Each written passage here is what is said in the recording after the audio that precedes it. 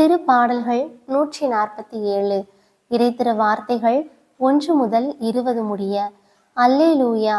நம்முடைய கடவுளை புகழ்ந்து பாடுவது நல்லது. அவரை புகழ்வது இனிமையானது, அதுவே ஏற்புடையது.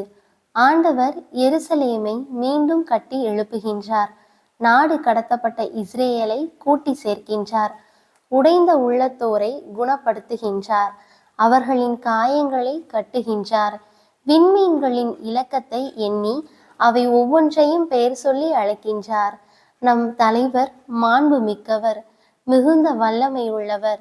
அவர்தம் நுண்ணறிவு அளவிடற்கு அரியது. ஆண்டவர் எளியோருக்கு ஆதரவளிக்கின்றார், பொல்லாரையோ தரை மட்டும் தாழ்த்துகின்றார். ஆண்டவருக்கு நன்றி செலுத்தி பாடுங்கள், நம் கடவுளை யாழ் கொண்டு புகழ்ந்து பாடுங்கள். அவர் வானத்தை மேகங்களால் மறைக்கின்றார், பூவுலகின் மீது மழையை பொழிகின்றார். மலைகளில் புல்லை முளைக்க செய்கின்றார். கால்நடைகளுக்கும் கரையும் காக்கை குஞ்சுகளுக்கும் அவர் இரை கொடுக்கின்றார். குதிரையின் வலிமையில் அவர் மகிழ்ச்சி காண்பதில்லை, வீரனின் கால் வலிமையையும் அவர் விரும்புவதில்லை. தமக்கு அஞ்சி நடந்து தம் பேரன்புக்காக நம்பிக்கையுடன் காத்திருப்போரிடம் அவர் மகிழ்ச்சி கொள்கின்றார். எருசலேமே, ஆண்டவரை போற்றுவாயாக. சீயோனே, உன் கடவுளை புகழ்வாயாக. அவர் உன் வாயில்களின் தாள்களை வலுப்படுத்துகின்றார். உன்னிடம் உள்ள உன் பிள்ளைக்கு ஆசி வழங்குகின்றார். அவர் உன் எல்லை புறங்களில் அமைதி நிலவ செய்கின்றார். உயர்தர கோதுமை வழங்கி உன்னை நிறைவடைய செய்கின்றார். அவர் தமது கட்டளையை உலகினுள் அனுப்புகின்றார்.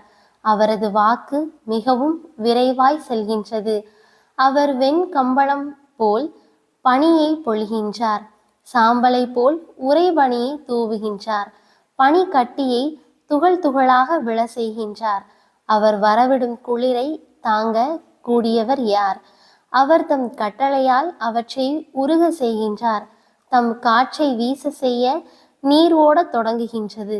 யாக்கோபுக்கு தமது வாக்கையும் இஸ்ரேலுக்கு தம் நியமங்களையும் நீதி நெறிகளையும் அறிவிக்கின்றார். அவர் வேறெந்த இனத்துக்கும் இப்படி செய்யவில்லை. அவருடைய நீதி நெறிகள் அவர்களுக்கு தெரியாது. அல்லேலூயா! இது ஆண்டவர் வழங்கும் அருள்வாக்கு. இறைவா, உமக்கு நன்றி.